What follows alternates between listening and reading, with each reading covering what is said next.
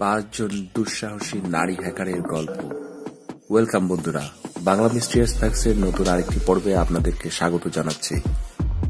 বর্তমান সময়ে বিশাল বিশাল টেক জয়েন্টারদের সবচেয়ে বড় হুমকি হচ্ছে হ্যাকাররা। প্রতিনিয়ত এই হ্যাকারদের ভয়ে থাকে প্রতিষ্ঠানগুলো।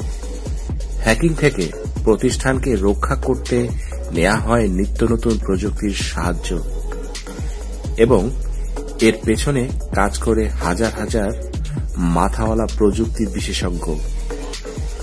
হ্যাকিং চরম সাহসী কর্মকাণ্ড। নিজ ঘরে বসে করা হ্যাকিংকে আপাত নিরাপদ মনে হলেও এতে থাকে নানান রকম ঝুঁকি। আমরা হয়তো অনেক পুরুষ হ্যাকারের নাম জানি, কিন্তু আজ আমরা এমন কিছু নারী হ্যাকারদের পরিচয় জানাবো যারা বড় বড় হ্যাকারদের টেক্কা দিয়ে চলেছেন প্রতিনিয়ত। তো চলুন শুরু করা যাক। জেনে নেই 5টি ভয়ঙ্কর নারী হ্যাকার। শাও তিয়ান। বর্তমান বিশ্বের সব বাঘা বাঘা হ্যাকারদের মধ্যে চাইনিজ নারী শাও তিয়ানকে বলা যায় অন্যতম সাহসী হ্যাকার। মাত্র 19 বছর বয়সে 2200 সদস্য নিয়ে চায়না গার্লস সিকিউরিটি সিস্টেম নামক হ্যাকিং গ্রুপ খুলে আলোচনায় চলে আসেন। গুগল কিংবা পৃথিবীর অন্যান্য ক্ষমতাধর সব সার্চ ইঞ্জিনদের বিরুদ্ধে লড়াই করাই ছিল এই হ্যাকিং দলের প্রধান কাজ। গুগলের বিরুদ্ধে এমন তীব্র সংঘাত, সংঘবদ্ধ আক্রমণের কারণে গুগল চীন থেকে তাদের সার্ভিস অন্যত্র সরিয়ে নিতে বাধ্য হয়।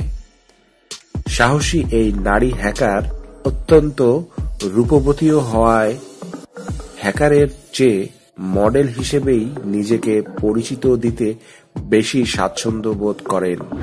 জুট মিহন। জুট মিহন যুক্তরাষ্ট্রের ইন্ডিয়ানাতে 1939 সালে জন্ম নেন। একজন প্রোগ্রামার হিসেবে 1967 সালে আত্মপ্রকাশ করার পর তিনি হর্ন অ্যান্ড হার্ডার নামক প্রতিষ্ঠানে কাজ শুরু করেন, কিন্তু এই চাকরিতে মন বসেনি তার। তাই ওই বছরেই সাইবার পাঙ্কাস নামক একটি হ্যাকিং গ্রুপ প্রতিষ্ঠা করেন। এর মাধ্যমে চাকরি ছেড়ে ক্যারিয়ারকে হ্যাকিং এর দিকে নিয়ে যান। সে সময় যেসব কম্পিউটার যোদ্ধারা হ্যাকিংকে আমলে নিত না, তাদের প্রতি বুড়ো আঙ্গুল দেখিয়ে তিনি প্রমাণ করেন হ্যাকিং একটা ক্রিমিনাল আর্ট। শোনা যায় ইন্টারনেটের প্রাথমিক উন্নয়নের পেছনেও তার গুরুত্বপূর্ণ ভূমিকা ছিল। পেশাদার হ্যাকিং ছাড়াও তিনি কম্পিউটার প্রোগ্রামিং ও হ্যাকিং এর উপর অনেক বইপত্র লিখেন। তৎকালীন সময়ের স্বনামধন্য এই নারী হ্যাকার 2003 সালে 67 বছর বয়সে পৃথিবী থেকে চলে যান।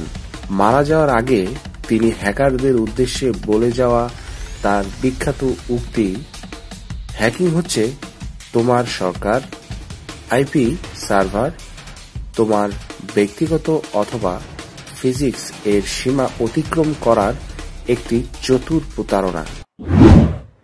ইং ক্র্যাকার।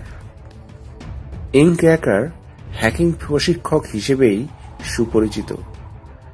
ছাত্রছাত্রীদের হ্যাকিং শেখানোকে তিনি পেশা হিসেবে গ্রহণ করেছেন। আইপি ম্যাক পরিবর্তন করা থেকে শুরু করে হ্যাকিং এর নানা কৌশল তিনি তার শিক্ষার্থীদের শেখান। জানা যায় 5 গিগাবাইটের যে কোনো সফটওয়্যারের ক্র্যাক বের করার তার কাছে মামুলি ব্যাপার। ক্র্যাকিং এর সবিশেষ দক্ষতার কারণে তার নামের পাশে ক্র্যাকার শব্দটি জুড়ে দেওয়া যায়। তিনি হ্যাকিং এর জন্য নানা রকম অনলাইন টিউটোরিয়াল তৈরি ও কোর্স করান। এটি তার আয়ের প্রধান উৎস। জোয়ান রুতকস্কা। যারা মনে করেন হ্যাকাররা শুধুমাত্র বিভিন্ন সার্চ ইঞ্জিন কিংবা কোনো প্রতিষ্ঠানের সিকিউরিটি সিস্টেম ভাঙার নেশায় উন্মুক্ত থাকে, তাদের জন্য জোয়ানা রুতকস্কা একজন অন্য ধারার দৃষ্টান্ত। পোল্যান্ডের এই নারী হ্যাকার 2006 সালে ডেফকন কনফারেন্স উইন্ডোজ ভিস্তার দুর্বলতার প্রকাশ করেন।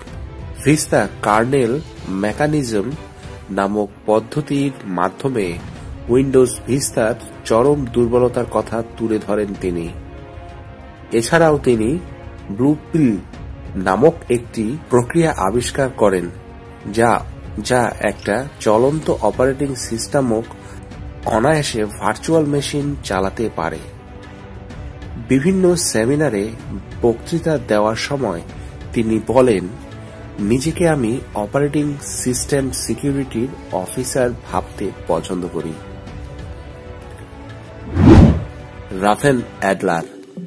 রাভেন অ্যাডলার বর্তমানে হ্যাকিং জগতের ডার্ক সাইটের হ্যাকারদের মধ্যে অন্যতম। ডেফকন কনফারেন্সের প্রথম নারী হিসেবে ভাষণ দেওয়ার পর চলে আসেন আলোচনায়। মার্কিন বংশোদ্ভূত এই নারী হ্যাকার বর্তমানে ট্রু নর্থ সলিউশন নামক একটি প্রতিষ্ঠানের সিকিউরিটি কনসালটেন্ট হিসেবে নিযুক্ত আছেন। বড় বড় টেক জায়ান্টদের মিলন মেলা খ্যাত ডেফকন কনফারেন্সে তিনি বলেন, নারী হ্যাকার নয়, একজন হ্যাকার হিসেবেই সর্বমহলে পরিচিত হতে চাই। হ্যাকিং এর ভালো মন্দ দুই রকম প্রভাবই রয়েছে। বর্তমান যুগে হ্যাকিং এর কুফলের পাশাপাশি সুফলও রয়েছে। হ্যাকিং এখন প্রতিবাদের অন্যতম অস্ত্র, কিন্তু এই হ্যাকিংই ফেলে দিতে পারে আপনাকে ঝুঁকির মুখে। এখন অনেকেই হ্যাকিংকে পেশা হিসেবে গ্রহণ করেছে। হ্যাকিং প্রতিরোধেও যে প্রয়োজন পড়ে হ্যাকারদেরই।